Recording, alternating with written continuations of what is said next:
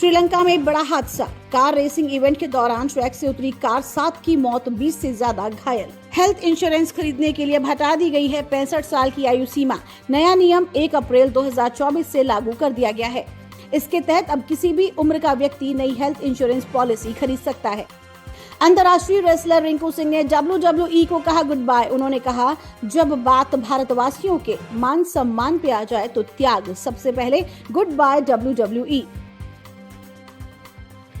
अश्वत्थामा के रोल में अमिताभ बच्चन ने किया शॉक्ड। सामने आया कल्कि का पहला टीजर। ये डांस देखकर भूल जाएंगे भूल भुलैया के मंजुलिका। स्टेप देख निकल जाएंगी चीखें। पिता बनने वाले हैं वरुण। पत्नी नताशा की हुई गोद भराई। कपल ने मनाया जश्न। जेल जाने से बचने के लिए राखी सावंत ने सुप्रीम कोर्ट को लगाई मदद की गुहार। उनके पूर्व पति आदिल खान दुर्रानी ने दर्ज कराई FIR।